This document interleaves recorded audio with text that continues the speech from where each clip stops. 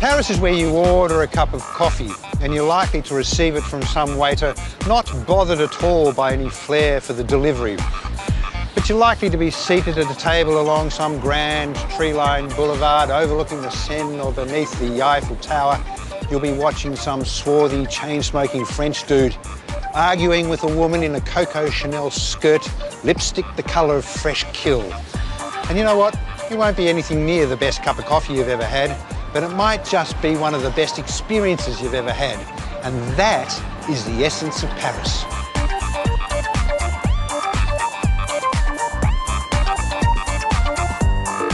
Universally known as the City of Love, Paris is of course the capital and largest city of France, and a visit, almost always, begins right here.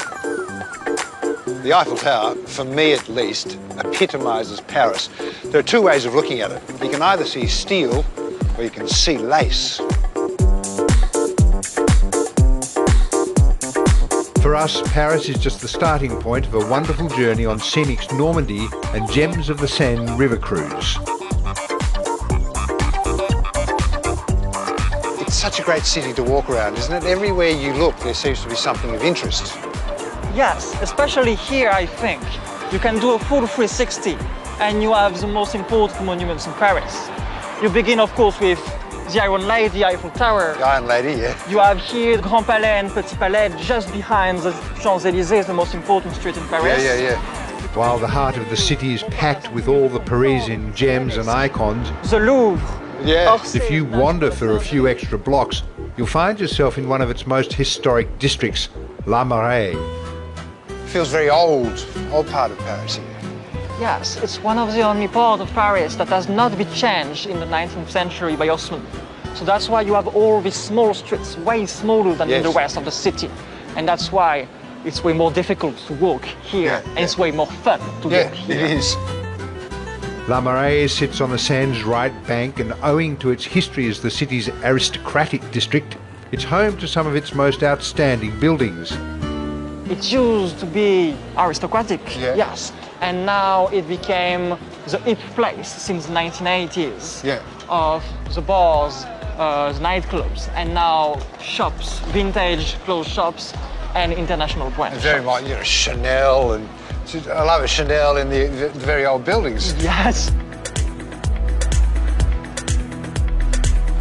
And being Paris, you're never too far from a patisserie. These eclairs look nothing like the eclairs back at home. They're big and ugly and sort of look like what the dog leaves behind. These are elegant and artistic, aren't they? Yeah, especially here, this one, éclair de génie, it means stroke of genius. Are these special occasion treats? Yes, a personal story. I would eat an eclair every time I had a good grade when I was at school. Okay, you were awarded. Right, we should try one. Salt and caramel.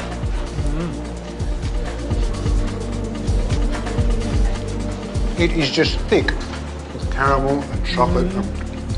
They're not mucking around. It is predominantly the good creamy stuff. It might be half the size. It's twice as good. It's all about quality, not quantity here.